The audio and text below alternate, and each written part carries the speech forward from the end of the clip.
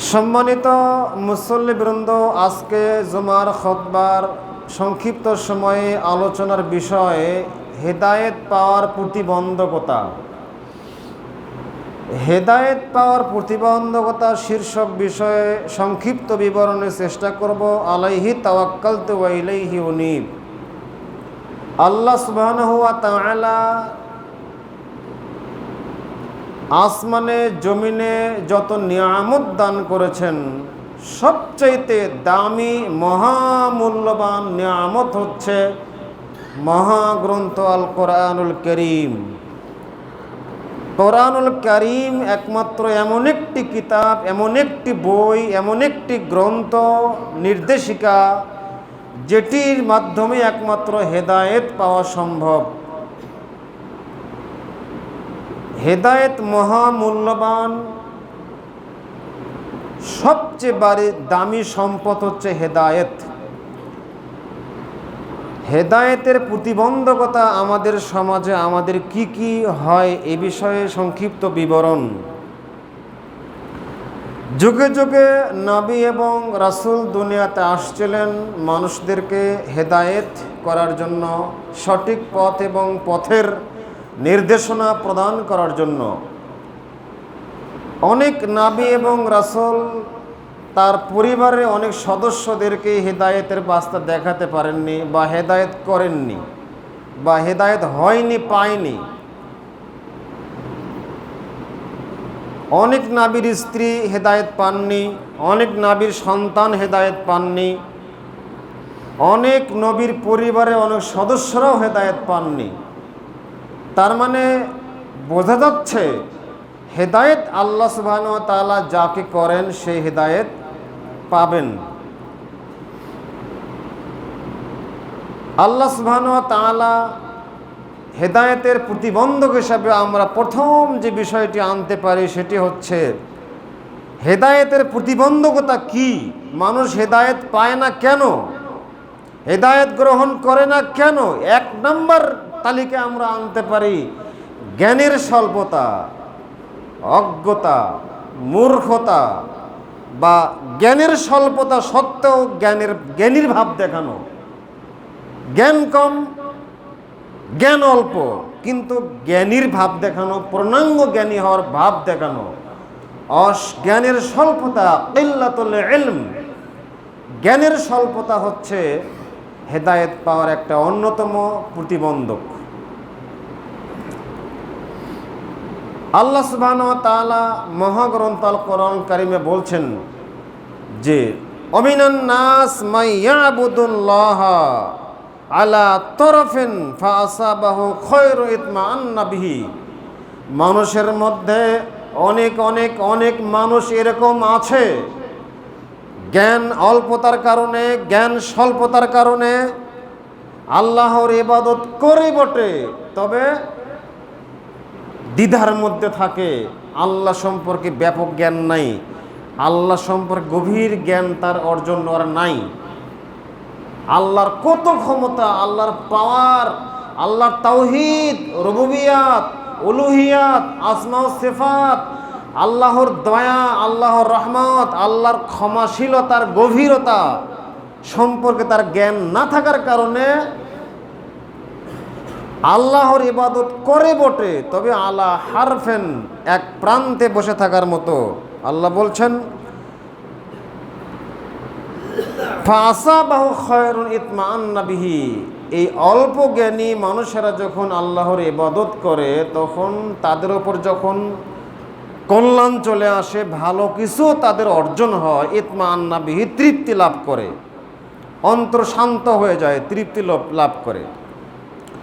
Wine আসাবাতহু ফিতনাতুন, যখন তাদের উপরে পাহাড় সম বিপদ নেমে আসে, জেল, জুলুম, অত্যাচার, অনাচার, নানা রকমের বিপদ যখন তাদের উপরে নেমে আসে, ইনকালাবা আলা ওয়াজহি, তখন তারা দিন থেকে সরে যায়।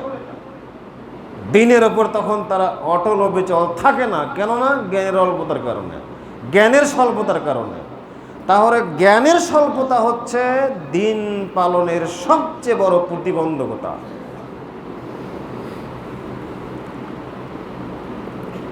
عن عبد الله بن عمرو بن عاص رضي الله تعالى عنه قال سمعت رسول الله صلى الله عليه وسلم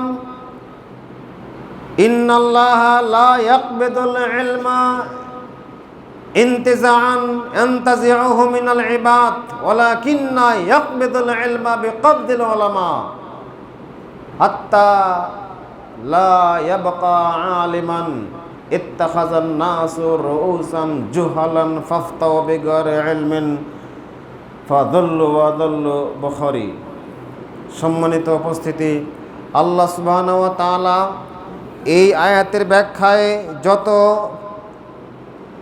যে বিষয়টি বলতে চেয়েছেন সেটি হলো, অনেক উদাহরণ মুফাসসিরিন কিরাম এই আয়াতের ব্যাখ্যা নিয়ে আসছেন যে আল্লাহ বলেছেন মানুষের মধ্যে কিছু লোক আল্লাহর ইবাদত করে এই এক প্রান্তে বসে থাকে। এর উদাহরণে রাসূল সাল্লাল্লাহু আলাইহি ওয়াসাল্লাম বলছেন একটা লোক আল্লাহর ইবাদত করে, তার উদাহরণ হচ্ছে যে দুই দল রণপ্রান্তরে ঝাঁপিয়ে পড়েছে, হক বাতিলের দুই দল লড়াইয়ের প্রান্তে ঝাঁপিয়ে পড়েছে। তো আরেক দল দর্শক তাকিয়ে দেখছে দুই দল কি করে। যেই দিকে বিজয়ের ভার চলে যাচ্ছে, যারা জয়লাভ করতে যাচ্ছে, তো তীরে তাকিয়ে থাকা দাঁড়িয়ে থাকা ব্যক্তি জয়লাভ করা উপক্রম ওই দলে দ্রুত ঝাঁপিয়ে পড়ে। তো আল্লাহ বলছেন এরা হলো তারা আল্লাহর দয়া সম্পর্কে জ্ঞান স্বল্পতা আছে, এই জন্য তীরে দাঁড়িয়ে থাকে, আগেই মাঠে নামে না। মাঠে নামে কোন দলের পক্ষে? যেই দল বিজয়ের কাছাকাছি, ওই দলে দ্রুত গিয়ে অংশগ্রহণ করে, নিজেকে চালাক মনে করে, নিজেকে খুব বুদ্ধিমান মনে করে। আর আল্লাহ তো অন্তরের খবর জানেন। তো জ্ঞানের অল্পতাই হচ্ছে দ্বীনের সবচেয়ে বড় প্রতিবন্ধকতা। আব্দুল্লাহ ইবনে আমর ইবনে আস রাদিয়াল্লাহু তাআলা আনহু বলেন যে সামি'তু রাসূলুল্লাহ সাল্লাল্লাহু আলাইহি সাল্লাম, আমি আল্লাহর নবীকে বলতে শুনেছি, তিনি বলেন ইন্নাল্লাহা লা ইয়াকবিদুল ইলমা ইনতিজাআন ইয়ানতাজিউহু মিনাল ইবাদ। আল্লাহ সুবহানাহু ওয়া তাআলা মানুষের অন্তর থেকে জ্ঞানকে ছিনিয়ে নেবেন না, ছিনিয়ে নেওয়ার মতো আল্লাহ উঠিয়ে নেবেন না। মানুষের অন্তর থেকে জ্ঞান শিক্ষাকে আল্লাহ মানুষকে ছিনিয়ে নেওয়ার মতো আল্লাহ জ্ঞানকে ছিনিয়ে নেবেন না। ইয়ানতাজিউহু মিনাল ইবাদ ইয়াকবিদুল ইলমা বিকবদিল উলামা। আল্লাহ জ্ঞানকে উঠে নেবেন আলেমদের, জ্ঞানীদের উঠে নেওয়ার মাধ্যমে। যারা সমাজে জ্ঞানবান ব্যক্তি, জ্ঞানী আলেম, তাদেরকে উঠে নেওয়ার মাধ্যমে আল্লাহ জ্ঞানকে উঠে নেবেন। জ্ঞানকে শিক্ষিত মানুষদেরকে উঠে নিতে নিতে নিতে নিতে এক পর্যায়ে আল্লাহ রাসূল বলছেন হাত্তা লাম ইয়াবকা আলেমান, এক পর্যায়ে সমাজে শিক্ষিত লোক থাকবে না, সব মূর্খ মানুষদের সমাজটা ভরপুর হয়ে যাবে।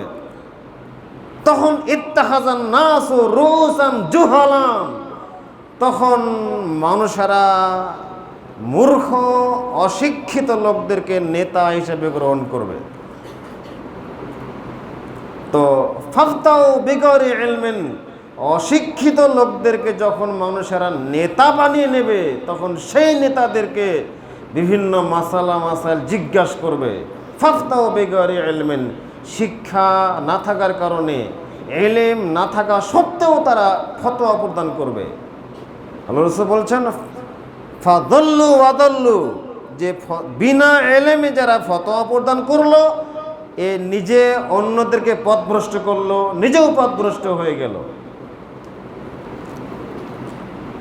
দিন পালনের প্রতিবন্ধকতার 2 নম্বর বিষয় হলো রাসূল সাল্লাল্লাহু আলাইহি সাল্লাম বলছেন যে জ্ঞানের স্বল্পতা। রাসূল সাল্লাল্লাহু আলাইহি সাল্লাম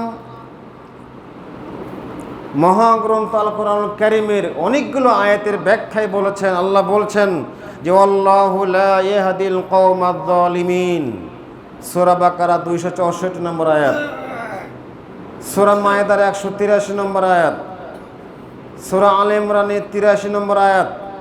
আল্লাহ বলছেন আল্লাহু লা ইয়াহদিল কওমাজ জালিমিন, আল্লাহু লা ইয়াহদিল কওমাল কাফিরিন, আল্লাহু লা ইয়াহদিল কওমাল ফাসিকিন, আল্লাহ ফাসিকদেরকে হেদায়েত করেন না, আল্লাহ জালেমদেরকে হেদায়েত করেন না, আল্লাহ কাফেরদেরকে হেদায়েত করেন না।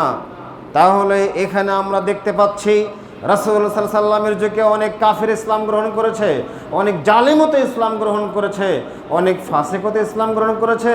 তবে আল্লাহ কেন বললেন আল্লাহ জালেমকে হেদায়েত করেন না, কাফেরকে হেদায়েত করেন না, আল্লাহ ফাসিকদেরকে আল্লাহ হেদায়েত করেন না? এই আয়াতের ব্যাখ্যায় মুফাসসিরিন কিরাম বলেছেন যে যারা জুলুম, অত্যাচার, শিরক, কুফর, নেফাকের মধ্যে যারা ডুবিয়ে আছে, অনর্বত হর হামেশা নেফাকি করে, হর হামেশা কুফুরির সঙ্গে সংশ্লিষ্ট, সর্বদা শিরকের সাথে সংশ্লিষ্ট, সব সময় পাপের মধ্যে ডুবিয়ে আছে, ডুবন্ত পাপীকে আল্লাহ হেদায়েত করেন না। সবসময় গুনাহের কাজে লিপ্ত এরকম বদ মানুষকে আল্লাহ হেদায়েত করেন না। আরেক শ্রেণী মানুষকে আল্লাহ হেদায়েত করেন না, আল্লাহ আগে থেকে আল্লাহর এলেমে আছে ও জাহান্নামী, মৃত্যু ওর হবে কুফর অবস্থায়, ওর মরণ হবে মুশরিক অবস্থায়, ওর মরণ হবে ফাসিক অবস্থায়, ওর মরণ হবে কাফের অবস্থায়। এই এলেম আল্লাহর আগে থেকে আছে। এই শ্রেণীর লোকদেরকে আল্লাহ কোশ্চেন কালো হেদায়েত করবেন না। তাহলে হেদায়েত এর প্রতিবন্ধক হচ্ছে রাসূল সাল্লাল্লাহু আলাইহি সাল্লাম। জাবের ইবনে আব্দুল্লাহ রাদিয়াল্লাহু তাআলা আনহু বলেন, হেদায়েতের প্রতিবন্ধক কি এবং কিভাবে হয়? আল্লাহ যাকে হেদায়েত করেন সেই তো হেদায়েত পায়। হেদায়েত পাওয়ারও একটা যোগ্যতা লাগে, একটা চাওয়া পাওয়ার একটা বিষয় আছে। জাবের ইবনে আব্দুল্লাহ রাদিয়াল্লাহু তাআলা আনহু বলেন, আন্না আরাবিয়ান যা ইলা রাসূলিল্লাহি সাল্লাল্লাহু আলাইহি সাল্লাম, গ্রাম থেকে একজন বেদুইন ব্যক্তি আল্লাহর নবীর নিকটে আসলেন। বায়া রাসূলুল্লাহ সাল্লাল্লাহু আলাইহি ইসলাম, আল্লাহর নবীর নিকটে এসে বায়াত গ্রহণ করে ইসলাম গ্রহণ করলেন। ইসলাম গ্রহণ করলেন। ইসলাম গ্রহণ করার পর রাসূল সাল্লাল্লাহু আলাইহি সাল্লাম বলছেন, যা হুয়া কোন, হঠাৎ করে তার ওপর তীব্র জ্বর শুরু হলো, কঠিন জ্বর আরম্ভ হয়ে গেল। তখন যা ইলা রাসূলিল্লাহ সাল্লাল্লাহু আলাইহি সাল্লাম, সে আল্লাহর নবীর নিকটে এসে বলছে, ইয়া রাসূলুল্লাহ আকিলনি বাইআতি, আপনি আমার বায়াতকে প্রত্যাখ্যান করে দেন, আমার বায়াতকে আপনি ফেরত দিয়ে দেন, আমি আর বায়াতের মধ্যে থাকতে চাই না। রাসূল সাল্লাল্লাহু আলাইহি সাল্লাম কিছু বললেন না। লোকটা আবার রাসূলের নিকটে আসছে, এসে বলছেন, ইয়া রাসূলুল্লাহ আকিলনি বাইআতি, আমার বায়াতকে আপনি ফেরত দেন, আমি বায়াতের মধ্যে থাকতে চাই না, আমি বায়াত প্রত্যাহার করতে চাচ্ছি, বায়াতের মধ্যে আমি থাকবো না। রাসূল সাল্লাম কিছু বললেন না। ফাখরাজা, রাসূল বের হয়ে চলে গেলেন। আল্লাহর নবী তার কথা না বলে সামনের দিকে অগ্রসর হলেন। হওয়ার পর তৃতীয়বার লোকটি আসার পর রাসূল সাল্লাম বলছেন, আল মাদিনাতু কালকির, মদিনা হচ্ছে হাফরের মতো। আল মাদিনাতু কালকির, মদিনা হচ্ছে হাফরের মতো। তানফি খাবাসাহা ওয়া ইয়ানসাহু তিবুহা, বুখারীর হাদিস। আল্লাহ রাসূল বলছেন মদিনা হচ্ছে হাফরের মতো। হাফর যেমন লোহার ভিতরে থাকা ভালো বস্তুকে গ্রহণ করে রাখে দেয় আর আবর্জনাগুলোকে বের করে দেয়, হাফর যেমন ময়লা বের করে দেয় আর ভালোটা রেখে দেয়, ঠিক মদিনা হচ্ছে সেরকম। মদিনাতে ভালো মানুষই থাকতে পারবে, মদিনাতে বিশুদ্ধ মানুষই টিকতে পারবে। যারা আবর্জনা, ময়লা, যাদের অন্তরে কলুষিত আছে, রোগাক্রান্ত হৃদয় যারা, তারা মদিনাতে টিকতে পারবে না। তারা হলো কালকির। মদিনাতে আবর্জনাযুক্ত অন্তর, নেফাকি অন্তর, কুফুরি অন্তর, শিরকি অন্তর কশিনকালো মদিনাতে টিকতে পারবে না। কালকির হাফরের মতো মদিনা সেখান থেকে তাড়িয়ে বের করে দেবে। এই জন্যই সেই ইসলাম গ্রহণ করলো বটে, কিন্তু যখনই বিপদ চলে আসছে, অসুস্থ হয়েছে, রোগাক্রান্ত হয়েছে, সে রাসূলকে বলছে, ইয়া রাসূলুল্লাহ, আমি আর ইসলামে থাকব না। সম্মানিত মুসলিমবৃন্দ, আল্লাহ সুবহানাহু ওয়া তাআলা মহাগ্রন্থ আল কোরআনুল কারীমে হেদায়েতের প্রতিবন্ধকতা কি কি এই বিষয়ে 3 নম্বর বিষয় আমরা বলতে পারি হিংসা এবং অহংকার। হিংসা এবং অহংকার আছে যার হেদায়েতের প্রতিবন্ধকতা তার ভিতরে অনেক অনেক অনেক গভীরভাবে বিরাজমান। হিংসা এবং অহংকার হেদায়েত লাভের সবচেয়ে বড় একটা প্রতিবন্ধকতা। আল্লাহ সুবহানাহু ওয়া তাআলা মহাগ্রন্থ আল কোরআনুল কারীমে সূরা বাকারা 287 নম্বর আয়াতে বলছেন, ওয়াল্লাযীনা ইয়াতাকাব্বারুনা ফিল আরদি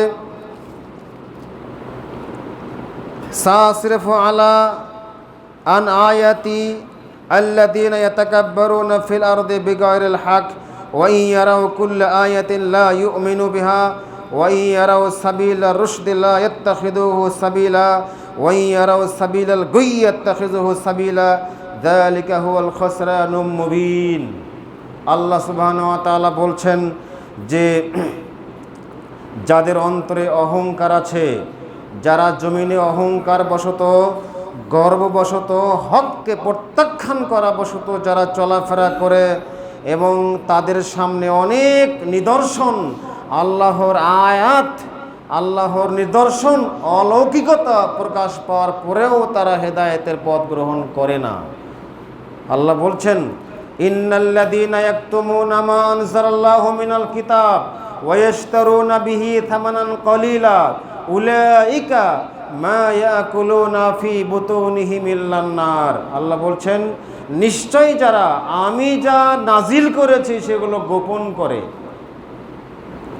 ইন্নাল্লাযীনা ইয়াকতুমুনা মা আনজালাল্লাহ, আল্লাহ যা নাজিল করেছেন, আল্লাহ যে বিধান অবতীর্ণ করেছেন, এই বিধানগুলোকে যারা গোপন করে, অপব্যাখ্যা করে গোপন করে, আল্লাহ বলছেন ওয়ায়াশতারুনা বিহি থামানান কলিলা, এগুলো অল্প বিনিময়ে এগুলো বিক্রি করে দেয়।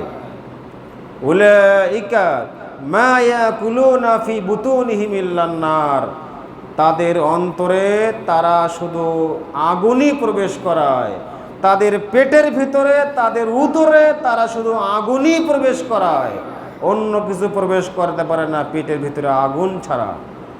আল্লাহ বলছেন উলাইকা মা ইয়াকুলুনা ফি বুতুনিহিম ইল্লান নার ওয়ালা ইউকাল্লিমুহুম ইয়াওমাল কিয়ামা, কিয়ামতের মাঠে আল্লাহ তাদের সাথে কথা বলবেন না। ওয়ালা ইউযাক্কিহিম, কিয়ামতের মাঠে আল্লাহ তাদের গুনাহ মাফ করে দেওয়ার মাধ্যমে আল্লাহ তাদেরকে জান্নাত দেবেন না। বলেন তো তারা কারা? অহংকারী। তাহলে অহংকারী বলতে আল্লাহ সুবহানাহু ওয়া তাআলা এখানে কাদেরকে বোঝালেন? অহংকারী হলো তারাই যারা হক জেনে বুঝে হককে গোপন করে।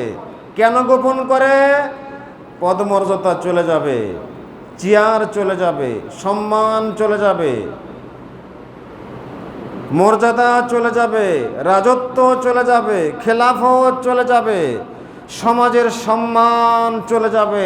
এজন্য হককে গোপন করে হলো ক্ষমতায় টিকে থাকে। এ কথাই আল্লাহ সুবহানাহু ওয়া তাআলা বলছেন, হক গোপন করার মিডিয়া হলো ধর্মীয় নেতারা। হক গোপন করে যারা, তারা হলো এক শ্রেণীর ধর্মীয় নেতারা। সত্যকে গোপন করে এক শ্রেণীর সামাজিক নেতারা। সত্য সবচেয়ে অত্যাচারিত হয়, হক সবচেয়ে মাজলুম। সত্য সবচেয়ে মাজলুম, অসহায় দুই শ্রেণী মানুষের কাছে। সত্য, হক, মাজলুম, অত্যাচারিত দুই শ্রেণী মানুষের কাছে। এক শ্রেণীর লোকেরা হলো যারা সমাজের শাসক, যারা সামাজিক নেতা, তাদের কাছে সত্য, হক সবসময় নিষ্পেষিত হচ্ছে, অত্যাচারিত হচ্ছে। আর আরেক শ্রেণীর লোকদের কাছে হক সবসময় নিষ্পেষিত, অত্যাচারিত। তারা হচ্ছে ধর্মীয় নেতা। ধর্মীয় নেতা, তাদের কাছে হক অত্যাচারিত সবসময়। আবু হুরায়রা রাদিয়াল্লাহু তাআলা আনহু বলেন, রাসূল সাল্লাল্লাহু আলাইহি সাল্লাম বলেছেন, মান সুইলা আন ইলমিন ফাকাতামাহু ফাকাত আলিমা। কোনো ব্যক্তিকে যদি কোনো বিষয়ে জিজ্ঞাসা করা হয়, ফাকাতামা গোপন করে, ওহু আলেমা জানা সত্ত্বেও সেটা গোপন করে, আল্লাহ রাসূল বলছেন, উলজিমা ইয়াউমাল কিয়ামাতি বিলিজামিন মিনান নার, কিয়ামতের মাঠে তার গর্দানে আগুনের লাগাম পরিয়ে দেওয়া হবে। উলজিমা ইয়াউমাল কিয়ামাতি বিলিজামিন মিনান নার, কিয়ামতের মাঠে তাকে আগুনের লাগাম পরিয়ে দেওয়া হবে। হক জানা আছে, সত্য জানা আছে, বললে কি হবে? আমার মাযহাব টিকবে না। বললে কি হবে? আমার দরগা টিকবে না। বললে কি হবে?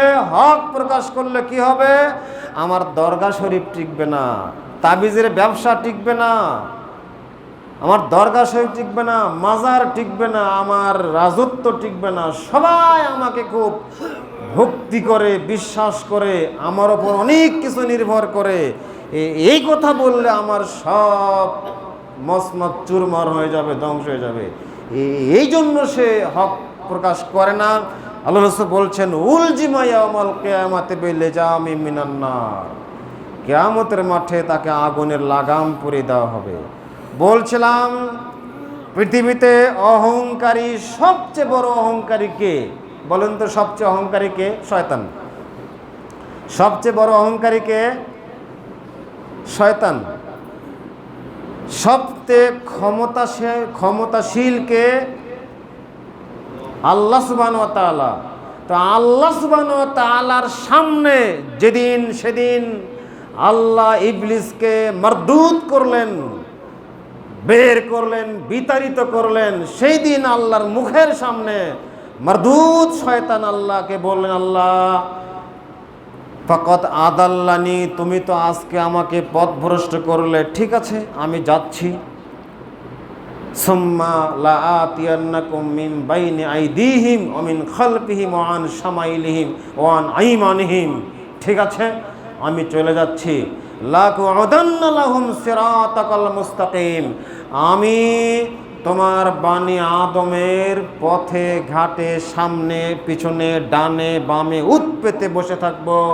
এই সিরাতে মুস্তাকিমে কারা চলে, কারা হাঁটে, এটা আমি দেখে নেব। তোমার অধিকাংশ লোকদেরকে আমি জাহান্নামের পথে পরিচালিত করে ছাড়ব। তোমার অধিকাংশ বান্দাদেরকে আমি হেদায়েতের পথ থেকে রাস্তা থেকে আমি বিচ্যুত করে পদচ্যুত করব। শয়তান খুব জোর গলায় আল্লাহর সামনে চ্যালেঞ্জ ছুড়ে দিয়ে আসলো, ওয়ালান তাজিদা আকসারাহুম শাকিরিন। শয়তান বলছে, আমি বলে গেলাম আপনার সামনে, আপনার অধিকাংশ বান্দাদেরকে আপনি আপনার কৃতজ্ঞতায় পাবেন না, আপনার ইবাদতকারী হিসেবে অধিকাংশ লোকদেরকে আপনি পাবেন না, আমি বলে গেলাম। এত বড় চ্যালেঞ্জ শয়তান আল্লাহর সামনে বললেন। তাই তো আল্লাহ সুবহানাহু ওয়া তাআলা কোরআন মাজিদে বলেছেন, ইদা করাতা ফাস্তাইজ বিল্লাহি মিনাশ শাইতানির রাজিম, হে বনি আদম, তোমরা যখনই কোরআন মাজিদ তেলাওয়াত করা আরম্ভ করবে, তখনই তোমরা বলবে আউযু বিল্লাহি মিনাশ শাইতানির রাজিম। বলুন তো, হেদায়েতের মাধ্যম কি? কোরআন তেলাওয়াত। হেদায়েতের সবচেয়ে একমাত্র মাধ্যম হলো মহাগ্রন্থ আল কোরআন তেলাওয়াত করা, বোঝা, জানা, তেলাওয়াত শেখা, জানা, বোঝা, আমল করা, অন্যকে বোঝানো। এই চারটা বিষয় হলো কোরআনের সাথে সংশ্লিষ্ট। এক, খুব ভালো করে জানবেন, হেদায়েত আপনি পাবেন চারটে বিষয় থাকলে। এক, কোরআন মাজিদ শুদ্ধ করে পড়া, এক মনে রাখবেন। দুই, কোরআন মাজিদ বোঝা এবং জানা। তিন, নিজে আমল করা। চার, জানা অনুপাতে অন্যের নিকটে পৌঁছে দেওয়া। এই 4টি কাজ সারা কশিন কালো কোরআন আপনাকে হেদায়েত রাস্তা দেখাবে না। বলছিলাম আল্লাহ বলছেন যখনই কোরআন তেলাওয়াত করবে তখনই বলবে আউযু বিল্লাহি মিনাশ শাইতানির রাজিম। তাহলে আল্লাহ এত বড় কথা কেন বললেন? আপনি যখনই কোরআন তেলাওয়াত করবেন আপনি শয়তান থেকে পানা চাইতে বাধ্য। আপনি যদি বলেন এই শয়তান, আমি এখনো কোরআন তেলাওয়াত করব, আমাকে ডিস্টার্ব দিবি না, সর, এটা বললে হবে? কার কাছে পানা চাইতে হবে? শয়তান থেকে পানা চাইতে হবে কার কাছে? আল্লাহ সুবহানাহু ওয়া তাআলার কাছে। এটা হচ্ছে তাওহীদ। আমরা যে আলেমরা যে বলেন প্রত্যেক জিনিসের মধ্যে কি আছে? তাওহীদ আছে।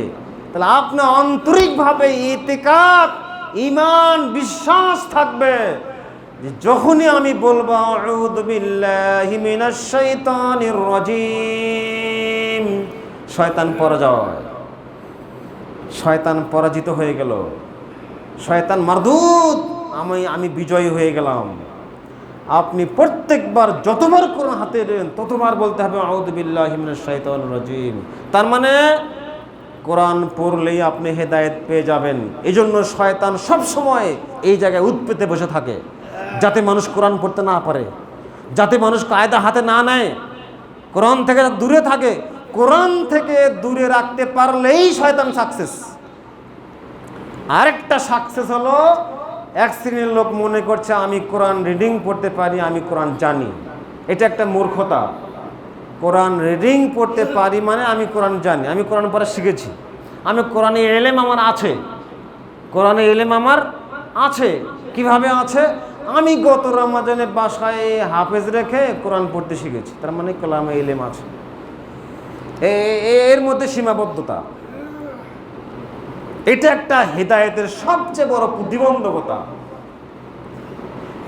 হেদায়েতের প্রতিবন্ধকতা যত বিষয় রয়েছে, যতগুলো বিষয় রয়েছে, রাসূল সাল্লাল্লাহু আলাইহি ওয়াসাল্লাম বলেছেন মানুষের জন্ম যেদিন হয়, আমি যখন দুনিয়াতে চলে আসছি ওই দিন, যেদিন মা আমাকে দুনিয়াতে, মার মাধ্যমে যেদিন দুনিয়াতে আসছি, সেদিন শয়তান আমাকে একটা খোঁচা দিয়েছে, সেদিন শয়তান আমাকে একটা খোঁচা দিয়েছে।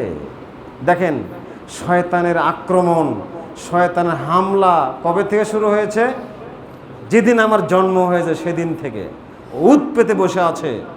ওই দিন যখন আমার উপরে আজান দেওয়া হয়েছে, আজান যখন দেওয়া হয়েছে, বলুন তো শয়তান আছে? শয়তান নেই। তাহলে আপনার সন্তানকে, নবজাত শিশু যখন যেদিন দুনিয়াতে আসলো, আপনি কি আপনার সন্তানের উপরে আজান দিতে পেরেছেন? যদিও বা আজান দিয়েছেন, আপনার হুজুর আপনাকে ফতোয়া দিয়েছে ডান কানে আজান দিতে হবে, বাম কানে ইকামত দিতে হবে। আজানের বিধানটাকে আপনার হুজুর কুরবানি করে দিল।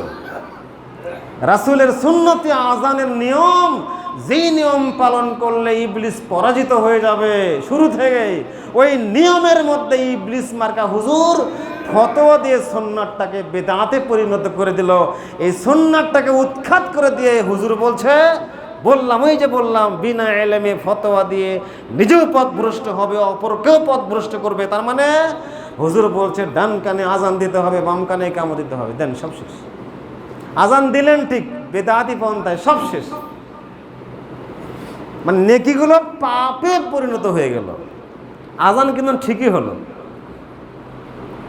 বলছিলাম এরপর শয়তানে আগ্রাসী হামলা যতগুলো আছে, আমাদের জীবন চলার গতিতে সেই যেদিন জন্মগ্রহণ করেছি তখন থেকে শুরু করে মরা পর্যন্ত আমাদের প্রতিটি সময়ে, প্রতিটি মুহূর্তে, প্রতিটি রন্ধ্রে রন্ধ্রে শয়তানের যে আগ্রাসী হামলাগুলো আছে, এই হামলা কিভাবে শয়তান আমাদের উপরে চালায় এইগুলো সম্পর্কে জ্ঞান থাকতে হবে, জানা থাকতে হবে। তাহলেই তো আমি হেদায়েত পাবই পাবো। যদি শয়তানে আগ্রাসী হামলার ধরন, উপায়, সিস্টেমগুলো আমার জানা না থাকে তাহলে আমি শয়তান থেকে বাঁচতে পারবো না। আল্লাহ কোরআন মাজিদে পাতায় পাতায় বলেছেন, ইন্নাহু লাকুম আদুউম মুবিন ইন্নাশ শাইতানা আদুউন লাকা ফাত্তাখিযহু আদুওয়ান। সূরা লোকমান, সূরা মায়দা, সূরা আলে ইমরান, সূরা বাকারা, সূরা নিসা, প্রায় 35টি আয়াতে আল্লাহ সুবহানাহু ওয়া তাআলা শয়তান শব্দটি উল্লেখ করেছেন। 53টি আয়াতে আল্লাহ সুবহানাহু ওয়া তাআলা শয়তান শব্দটি উল্লেখ করেছেন। 53টি আয়াতে শয়তান শব্দটি উল্লেখ করে আল্লাহ বারবার সতর্ক করছেন, সাবধান করছে, এই বনি আদম, শয়তান থেকে সতর্ক সাবধান থাকিও। পক্ষান্তরে ফেরেশতারা তোমাকে সহযোগিতা করবে, মালাকেরা তোমাকে সহযোগিতা, তুমি ঈমান নিয়ে আসো, ঈমানের উপরে অটল অবিচল থাকো, ফেরেশতারা তোমাকে সহযোগিতা করবে। ঈমানের উপরে অটল অবিচল থাকো তুমি, ফেরেশতারা তোমাকে সহযোগিতা করবে। প্রত্যেক দিন রাত 24 ঘন্টা আল্লাহ সুবহানাহু ওয়া তাআলা প্রত্যেক ব্যক্তির সাথে একজন মালাক দিয়েছেন, ফেরেশতা দিয়ে রেখেছেন। সব সময় ওই ফেরেশতাকে সহযোগিতা করে। পাশাপাশি একটা শয়তানও আছে, ফেরেশতাও আছে, শয়তানও আছে। শয়তান সবসময় মন্দ কাজের ওয়াজ নসিহত করে, এবারে ফেরেশতারা সবসময় ভালো কাজের আদেশ করে, ভালো কাজের নসিহত করে। কোনটা নেবেন আপনি? হেদায়েতের পথ ক্লিয়ার। এই জন্যই জিবরাইল এসে সব সময় নবী মুহাম্মদ সাল্লাল্লাহু আলাইহি সাল্লামকে বলতে, মুহাম্মদ আপনি হেদায়েত চান আল্লাহর কাছে, আপনি হেদায়েত চান আল্লাহর কাছে, মুহাম্মদ আপনি আল্লাহর কাছে হেদায়েত চান। দেখেন মুহাম্মদ সাল্লাল্লাহু আলাইহি সাল্লামকে কে বলছেন? জিবরাইল বলছেন বারংবার এসে, মুহাম্মদ আপনি হেদায়েত চান আল্লাহর কাছে।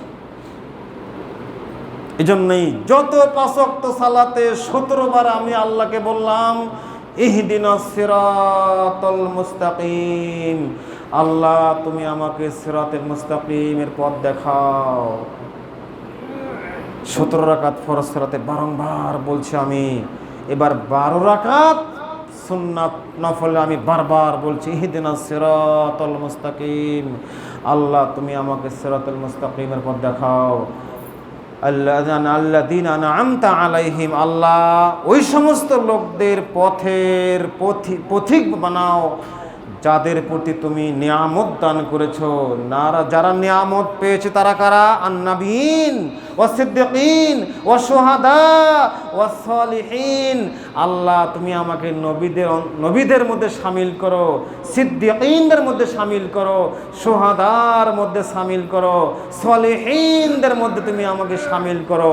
এজন্যই তো সব সময় আমাদেরকে আল্লাহর কাছে হেদায়েত চাইতে হবে। হেদায়েত যত বেশি আল্লাহর কাছে আমি চাইব, আল্লাহ সুবহানাহু ওয়া তাআলা আমাদেরকে হেদায়েতের পাওয়ার প্রতিবন্ধকতা যত কিছু আছে সব প্রতিবন্ধকে আল্লাহ পেরিয়ে যেয়ে হেদায়েত পাওয়ার তৌফিক আল্লাহ দান করবেন।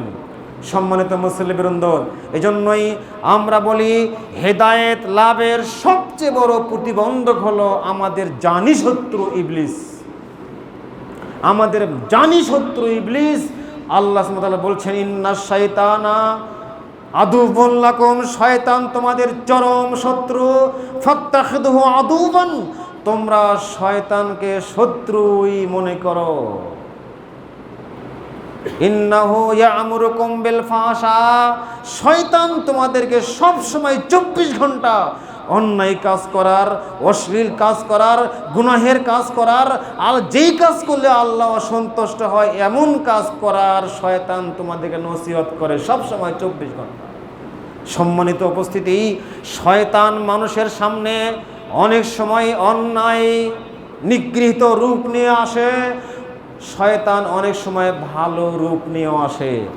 বানি আদমের নিকটে শয়তান 2 ভাবে আবির্ভূত হয়। এক, নেক সুরতে শয়তান আপনার কাছে আসে, অনেক সময় বদ সুরতেও আসে। বদ সুরতে আসাটা আমরা বুঝতে পারি, কিন্তু নেক সুরতে কিভাবে শয়তান আপনার কাছে আসে এটা কি জানেন? নেক সুরতে কিভাবে আসে? আপনি অনেক আমল করেন, অনেক ভালো ভালো কাজ করেন, আর একটা লোক তেমন কিছু করে না, আপনি বলছেন, এই তুমি তো জাহান্নামী হয়ে গেছো, তুমি কিছুই করো না, আমি অনেক আমল করি। এই ইবাদতের অহংকার যেন মানুষকে জাহান্নামে না বানায়, ইবাদতের অহংকার যেন কোশ্চিন কালো পথভ্রষ্ট না করে। বলছিলাম রাসূল সাল্লাল্লাহু আলাইহি ওয়াসাল্লাম বলছেন, শয়তান থেকে বাঁচার যে সমস্ত পথ এবং পন্থা, শয়তান মানে আমাদের জানি শত্রু। আমাদের জীবনে যত শত্রু আছে বলুন তো, যেই রাজনীতি করেন, যেই পার্টি করেন, যেই দল করেন, ওই দলের প্রতিপক্ষকে আমরা শত্রু মনে করি। আমি যে নীতিতে বিশ্বাসী, আমার পথের যারা ভিন্ন পথে চলে তাদেরকে আমি জানি শত্রু বলে মনে করি। এবং আমি যখন ঘর থেকে বের হব, আমার সাথে প্রহরী থাকবে, নিরাপত্তা প্রহরী থাকবে, সিকিউরিটি গার্ড থাকবে, সিকিউরিটি গার্ডপূর্ণ একটা গাড়ি থাকবে, আমার সর্বপ্রকার নিরাপত্তা নিয়ে আমি রাস্তা দিয়ে বের হব। তার মানে জানের ভয় আছে, নিরাপত্তা সুরক্ষিত অবস্থায় আমি ঘর থেকে বের হই। কিন্তু আমার কি জানা আছে আমার সবচেয়ে জানি শত্রু হলো ইবলিস। সবসময় ধোঁকা দিচ্ছে। যখন আমি ঘুমাচ্ছি তখন ইবলিস আমাকে একটা জানি ধোঁকা দিচ্ছে। আবু হুরায়রা রাদিয়াল্লাহু তাআলা আনহু বলেন যে রাসূল সাল্লাল্লাহু আলাইহি সাল্লাম বলছেন যে ইয়াকিদুশ শাইতানু আলা রাসি আহাদিকুম আলা কাফিয়াতে রাসি আহাদিকুম। আল্লাহ রাসূল বলছেন মানুষ যখন ঘুমিয়ে যায় শয়তান তার মাথার চুলে 3টা গিরা দেয়। মাথার নিচে এই যে ঘাড়ের ওপরে যে চুল আছে, আল্লাহ রাসূল বলছেন ঘাড়ের ওপরে চুলে শয়তান 3টা গিরা দেয়, কঠিনভাবে গিরা দেয়।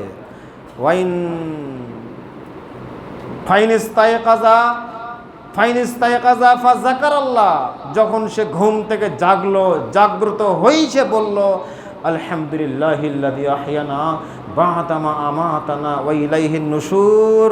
এই জিকির করার সাথে সাথে এরপর রাসূলুল্লাহ বলছে ইনহাল্লাত উকদাতান, একটা গিরা খুলে গেল। ওয়াইন তাওয়াজ্জা, যখন সে ওযু করলো ইনহাল্লাত উকদাতান, আরেকটা গিরা খুলে গেল। এরপর রাসূল বলছেন ওয়াইন সাল্লা ইনহাল্লাত উকদাতান, যখন সে সালাত আদায় করলো আরেকটা গিরা খুলে গেল। ফাসবাহা নাশিতান তিবান নাফসে, সে সকাল করলো তৃপ্তি অবস্থায়। তখন সে সকাল করলো পবিত্র আত্মা নিয়ে, পবিত্র স্বচ্ছ নিষ্কুলুষ আত্মা নিয়ে সে সকাল করলো। ওয়াইল্লা, যদি এরকম না করে, ঘুম থেকে জেগে যদি দোয়াও না বলে, ওযু না করে, ঘুম থেকে উঠে যদি সালাতও না পড়ে, আল্লাহ বলছেন ফাসবাহা খবিসান নাফস, সে অপবিত্র আত্মা নিয়ে সকাল করলো, সে অলস্য মন নিয়ে সকাল করলো, পুরো দিনটাই তার শয়তানের দখলে চলে গেল। তার পুরো দেহ, পুরো আত্মা শয়তানের দখলে চলে গেল। এই দেহের মধ্যে, এই বডির মধ্যে তার নিজস্ব কোনো ক্ষমতা পাওয়ার সে হারিয়ে ফেলল, পুরোটাই শয়তানের দখলে চলে গেল। এই জন্যই রাসূল সাল্লাল্লাহু আলাইহি সাল্লাম বারংবার বনি আদমকে একটা বিষয়ে সতর্ক এবং সাবধান করেছেন যে কিভাবে বনি আদম শয়তান থেকে নিজেকে আত্মরক্ষা করতে পারে, শয়তান থেকে নিজেকে আত্মরক্ষা করতে পারে। সম্মানিত উপস্থিতি, হেদায়েত পাওয়ার 5ম নম্বর একটা প্রতিবন্ধক হচ্ছে গোত্রীয় অহংকার। পূর্বপুরুষদের একটা রেওয়াজ, পূর্বপুরুষ যারা আছে তাদের একটা অহংকার। রাসূল সাল্লাল্লাহু আলাইহি ওয়াসাল্লাম বলছেন, আব্দুল্লাহ বিন উমর রাদিয়াল্লাহু তাআলা আনহু বলেন, রাসূল সাল্লাল্লাহু আলাইহি ওয়াসাল্লাম বলছেন তুরাদুল ফিতানু আলাল কুলুব, শয়তান মানুষের অন্তরে ফিতনা জাগ্রত করে। শয়তান মানুষের অন্তরে বিভিন্নভাবে ফিতনা জাগ্রত করে। কাল হাসিরে ওয়াদান কা ওয়াদান, পাটির মতো, পাটিতে যেমন একটার পর আরেকটা চাটাই থাকে, আল্লাহ রাসূল বলছেন শয়তান তোমাদের অন্তরে বিভিন্নভাবে ফিতনা উদ্ভব করে দেয়, ফিতনা জাগিয়ে দেয়। ফাআইয়ি কলবিন উশরিবাহা নুকতাত ফিহি নুকতাতান সাওদা। রাসূল সাল্লাল্লাহু আলাইহি সাল্লাম বলছেন যখন যার অন্তর অসুস্থ, সে অসুস্থ রোগী অন্তর উশরিবাহা নুকতাত ফিহি সাওদা, শয়তানের ওয়াসওয়াসায় পড়ে যখন সে পাপ কাজে লিপ্ত হয়, শয়তানের ধোকায় পড়ে যখন পাপ কাজে লিপ্ত হয়, নুকতাত ফিহি সাওদা, তখন তার অন্তরে কালো একটা দাগ পড়ে যায়। ওয়াইয়ি কলবিন নকেতাত বাইদা হাত্তা তাসিরু আল্লাহ কালবাইনে। আল্লাহ রাসূল বলছেন, যেই অন্তর শয়তানে ওয়াসওয়াসাকে প্রত্যাখ্যান করে, ও বুঝতে পারে এই আমার মধ্যে শয়তান চলে আসছে। মুমিন আত্মা বুঝতে পারে যে আমার এখানে শয়তান চলে আসছে, আমাকে সতর্ক হতে হবে, সাবধান হতে হবে। আউযু বিল্লাহি মিনাশ শাইতানির রাজীম। সতর্ক হয়, সাবধান হয়, বুঝতে পারে আমার এখানে শয়তান চলে আসছে। আল্লাহ রাসূল বলছেন, সাথে সাথে আল্লাহর কাছে পানা চায় শয়তান থেকে। এরপর ওয়ান কারাহা, সেটা প্রত্যাখ্যান করে, চলবে না, আমি এই কাজ করব না, আমি এখানে স্বাক্ষর দিতে পারবো না, আমার দ্বারা এই অন্যায় চলবে না, আমি এই অন্যায়ের সমর্থন দিতে পারি না, আমি অন্যায় কাজ করতে পারি না, সে প্রত্যাখ্যান করে। যেই যেই সেক্টরে যেখানে আছে না কেন, শয়তানে ওয়াসওয়াসায় এই অন্যায় কাজগুলো সে প্রত্যাখ্যান করে, প্রতিরোধ গড়ে তোলে। আল্লাহ রাসূল বলছেন, তখন নকেতাত ফিহি বাইদা, তখন তার অন্তরে একটা সাদা দাগ পড়ে যায়। অন্তরে একটা কি দাগ পড়ে যায়? সাদা দাগ পড়ে যায়। হাত্তা তাসিরু আল্লাহ কালবাইন। আল্লাহ রাসূল বলছেন, তাহলে অন্তর দুই ভাগে বিভক্ত হয়ে গেল। একটা হলো অন্যায় কাজ করার কারণে অন্তর কালো দাগ পড়ে গেল। এই হাদিসের ব্যাখ্যা আরেকটি হাদিস বলা যায়, সেটা সহিহ আবু দাউদের 3498 নম্বর হাদিস। রাসূলুল্লাহ সাল্লাল্লাহু আলাইহি ওয়াসাল্লাম বলছেন, মানুষের অন্তরে যখন কালো দাগ পড়ে যায়, ওই অন্তরে কালো দাগটা এক পর্যায়ে পুরোট হয়ে যায়, গভীর হয়ে যায়, মোটা হয়ে যায়। মোটা হতে হতে হতে হতে হতে অনেক মোটা যখন হয়ে যায়, তখন এই ব্যক্তির ভাগ্যে আর হেদায়েত জোটে না, আর হেদায়েত জোটে না। আল্লাহ রাসূল বলছেন, কিন্তু যখন কালো দাগ পড়ে যায়, আবু দাউদের হাদিস, যখনই কালো দাগ পড়ে যায়, সাথে সাথে সুম্মাস্তাগফারা ওয়া তাবা, ইস্তিগফার যদি পড়ে, তওবা যদি পড়ে, তাহলে কালো দাগ সাথে সাথে মিটে যায়, কালো দাগ সাদা হয়ে যায়, এবং আল্লাহ ওই অপরাধটাকে নেকিতে পরিণত করে দেন। সম্মানিত উপস্থিতি, পরের বাক্যে রাসূলুল্লাহ বলছেন, হাত্তা তাসিরু আলা কালবাইনে, অন্তর দুই ভাগে বিভক্ত হয়ে গেল। একটা হচ্ছে হাত্তা আবিয়াস, সাদা অন্তর, মেসলা সাফা, সাদা পাথরের মতো ঝকঝকে ধবধবে সাদা অন্তর। ফালা তাজুরহু ফিতনাতুন, অন্তর যখন ঝকঝকে সাদা হয়ে যাচ্ছে, অন্তর যখন ঝকঝকে পাথরের মতো সাদা হয়ে যাচ্ছে, আল্লাহ রাসূল বলছেন, লা তাজুরহু ফিতনাতুন মা দামাতিস সামাওয়াতি ওয়াল আরদ, আসমান যতদিন থাকবে, জমিন যতদিন থাকবে, ততদিন এই অন্তরে শয়তান কোনো ক্রিয়া ফেলতে পারবে না, শয়তান কোনো প্রভাব ফেলতে পারবে না। এই অন্তর বিজয়ী হবে। শয়তান এই অন্তরের কাছে কাবু, পরাজয় কখনো আসতে পারবে না। যে কথা রাসূল সাল্লাল্লাহু আলাইহি ওয়াসাল্লাম বলছেন, শয়তান আমার সাথেও ছিল কিন্তু পরাজয় হয়ে গেছে, আমার কাছে টিকতে পারে না আর। বলছিলাম, পরের বাক্যে রাসূল সাল্লাল্লাহু আলাইহি ওয়াসাল্লাম বলছেন, ওয়াল আখারু আসওয়াদ, যার অন্তরে কালো দাগ পড়ে গেছে, পাপ চলমান আছে, পাপ অব্যাহত আছে, আল্লাহ রাসূল বলছেন, এই ব্যক্তির দৃষ্টান্ত হচ্ছে আসওয়াদুন মারবুদান কালকুস, ময়লাযুক্ত ডাস্টবিনের মতো, ময়লাযুক্ত ডাস্টবিনের মতো তার অন্তরটা হয়ে যায়।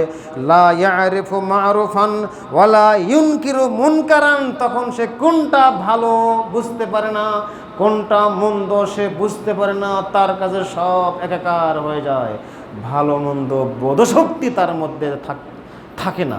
আল্লাহ রাসূল বলছেন, ইল্লা মা শারিবা মিন হাওয়া। সম্মানিত উপস্থিতি, রাসূলুল্লাহ সাল্লাল্লাহু আলাইহি ওয়াসাল্লাম এমনিভাবে হেদায়েত পাওয়ার প্রতিবন্ধক কি কি, এর মধ্যে সর্বশীর্ষে যে বিষয় নিতে পারে সেটি হলো আমাদের জানি শত্রু। কোরআন মাজিদে 3-4 জায়গায় আল্লাহ বলেছেন, ইন্নাশ শাইতানা লাকুম আদুউম মুবিন, আশ-শাইতানু আদুউম মুবিন, শয়তান তোমাদের প্রকাশ্য শত্রু, শয়তান তোমাদের সবচেয়ে প্রকাশ্য শত্রু। এই জানি প্রকাশ্য শত্রু থেকে আল্লাহ আমাদেরকে যেন পরিত্রাণ দান করেন, আল্লাহুম্মা আমিন। রব্বানা আমান্না ফাগফির লানা যুনুবানা ওয়া কিনা আযাবান নার, রব্বানা আমান্না ফাগফির লানা যুনুবানা ওয়া কিনা আযাবান নার, আল্লাহুম্মা ইন্না নাউযু বিকা মিন আযাবি জাহান্নাম, আল্লাহুম্মা ইন্না নাউযু বিকা মিনাশ শাইতানির রাজীম, আল্লাহুম্মা ইন্না নাউযু বিকা মিনাশ শাইতানির রাজীম। কত বাজে?